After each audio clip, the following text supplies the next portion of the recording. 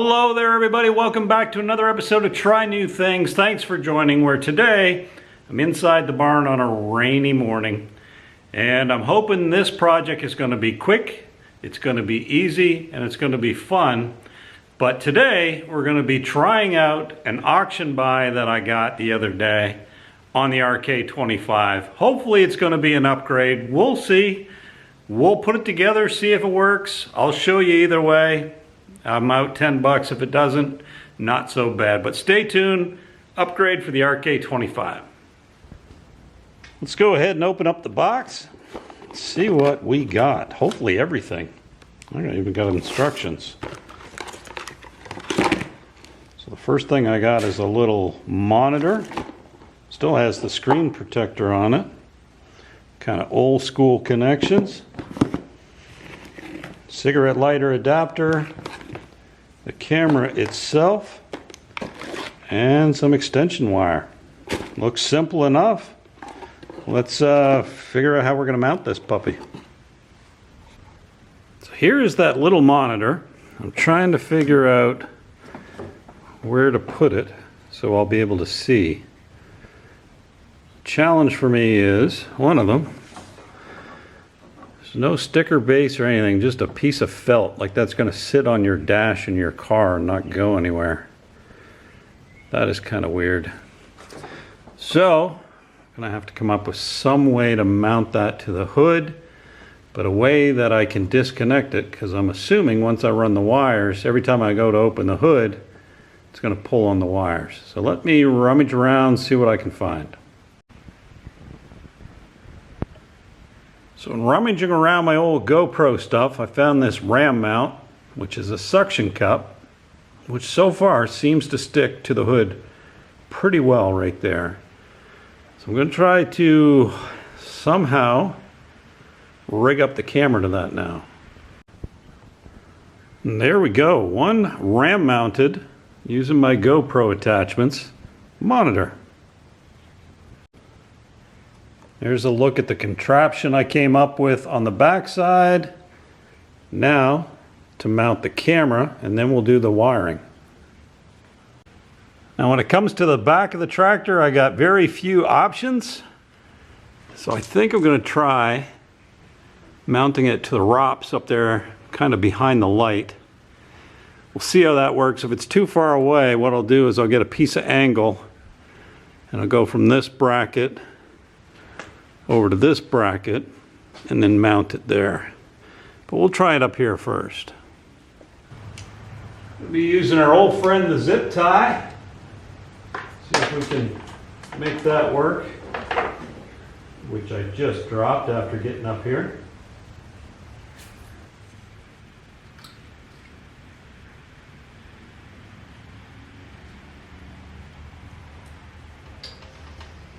I'll go ahead and tighten that up after I find out if I got it upside down or not.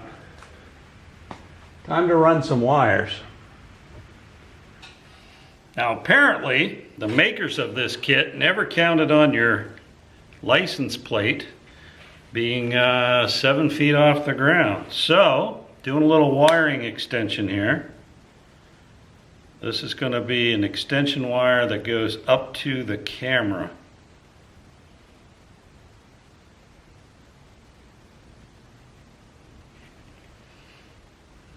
I'm not giving up just yet.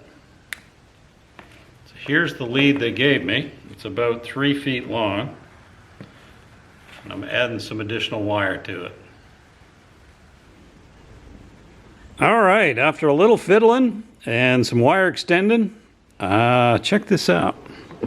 Just going to turn the key. And boom. There we have the backup camera is working. Now the problem is I hooked the camera directly up to the battery instead of the tail light because I want the camera on all the time. So I'm going to have to put in an inline switch because the camera is always on. And I also think I will put the monitor directly to the battery as well through the same switch, And that way I don't have the cable running back to the cigarette lighter or the 12-volt adapter. But it works. Let me get some additional parts and then we will wrap up this video.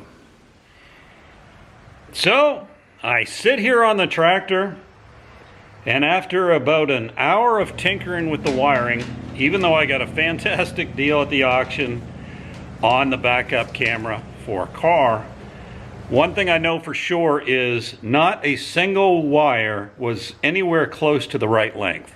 They're either way too short or way too long, depending on what I was running where. Cigarette lighters in the back of the tractor, the batteries at the front, things just... Anyways, I did a lot of wiring. Now it's time to check it out.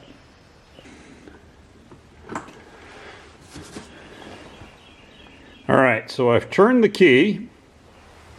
My monitor initially flashes no signal, and then it shuts itself off. But down here I've installed the 12-volt switch. So if I turn that on, I now have my backup camera. So let's try it out.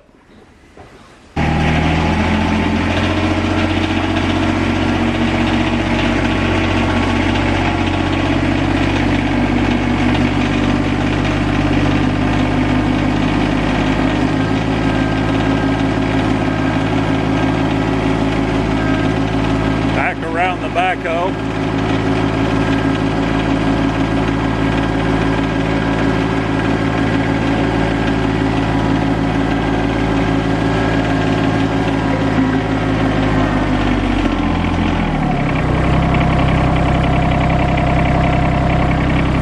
It's a little wobbly at idle, but when I'm moving, it levels out. So yeah, what do you think? Well, that project of installing the backup camera was both fun and at times frustrating with all the wiring or rewiring I had to do. At the end of the day, it works. It's a little shaky at idle, but as soon as you give it a little bit of throttle, it levels right out. I think it's going to help a lot. Not so much when the backhoe's on. I don't think it's going to help me then. Who knows? But definitely when I'm using the tiller or the box blade or that kind of stuff, I think it's going to come in real handy. And for the price, I just couldn't pass it up. But anyway, hopefully you enjoyed this episode of Try New Things with another upgrade to my RK25.